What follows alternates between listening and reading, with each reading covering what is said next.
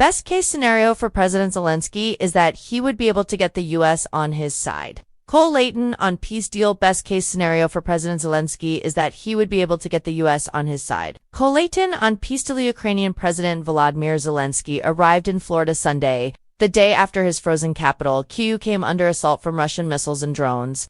A deadly reminder from the war's aggressor that its attacks will continue even amid accelerated peace talks. The 1 p.m. ET Mar-a-Lago meeting between Zelensky and President Donald Trump, announced only 2 days beforehand, is intended to close gaps in the original 28-point peace plan that Trump first proposed last month, and which Ukraine has since revised to 20 points. Intensive work has been underway by American envoys to finalize a proposal both Ukraine and Russia can agree on. Trump, who has been in Palm Beach since December 20th, will interrupt his holiday break for the discussion.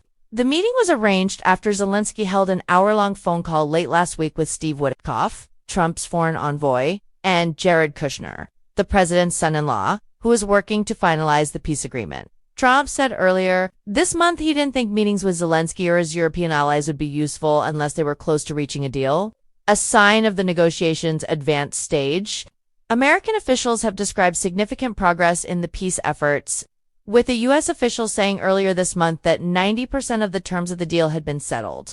Zelensky affirmed that figure Friday, "It isn't easy. No one is saying that it will be 100% right away. But nevertheless, we must bring the desired result closer with every such meeting, every such conversation," he said. The remaining 10% have proved difficult to resolve and include the thorny issue of land concessions. That will be necessary to end the nearly 4-year war. Russia has not backed off its maximalist demands, including that Ukraine surrender the entire eastern Donbas region. Zelensky, however, is no longer ruling out concessions entirely, and says he would bring the peace plan up for a referendum if Russia agrees to a ceasefire. Ukraine's constitution requires any changes to the country's borders to be approved in a referendum. The U.S. side has offered thought-provoking ideas on how to resolve the impasse.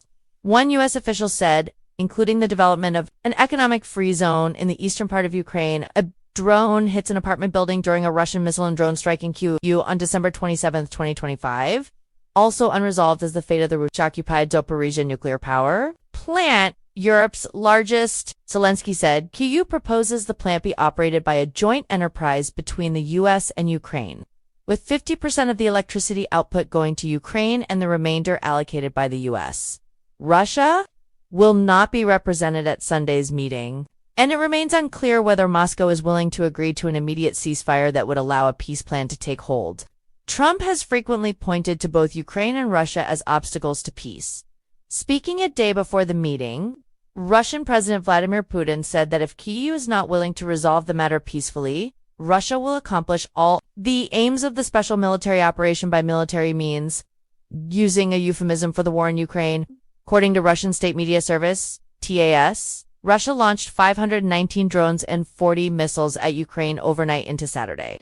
According to Ukraine's Air Force, Zelensky said Saturday morning that while Russian officials are engaging in talks to end fighting, the ongoing violence speaks for itself. American officials are hopeful the meeting Sunday will be productive after a week of intensive efforts between U.S. and Ukrainian negotiators, according to U.S. officials. Though they did not cite a specific goal for the meeting, Zelensky said ahead of the meeting he wants to conclude a framework to end the conflict, including nailing down the specifics of security guarantees from the United States to ensure Russia isn't able to invade further once the war ends. A set of security guarantees similar to NATO's Article 5 was hammered out over 2 days of discussions in Berlin earlier this month between officials from Europe, Ukraine, and the United States. They would allow for deterrence from further Russian aggression, deconfliction mechanisms, and monitoring of an eventual peace deal. They would also spell out the consequences for Russia if it violates the agreement. This is the most robust set of security protocols they have ever seen. It is a very, very strong package, a senior U.S. official said. Without detailing exactly what the U.S. was promising, Trump is willing to bring the U.S. back security guarantees before Congress, a second official said, describing the package as the platinum standard for what Washington can offer Ukraine. Trump believes he can get Moscow to accept the guarantees, and the officials also said Russia had indicated openness to Ukraine joining the European Union as part of any peace agreement. Sunday's meeting is not expected to include any European leaders.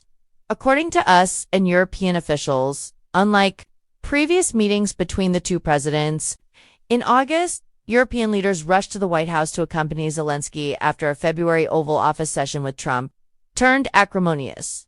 Trump said in an interview with Politico on Friday that he expects the meeting with Zelensky to go good, but cautioned that the Ukrainian president doesn't have anything until I approve it. The Ukrainians have been pushing for a meeting between Zelensky and Trump since they last met in October. European officials said they expected a positive meeting, describing the current dynamic between the U.S. and Ukraine as productive. They acknowledged the outcome of any meeting with Trump is unpredictable. There is no low-risk scenario with Trump, said one NATO official.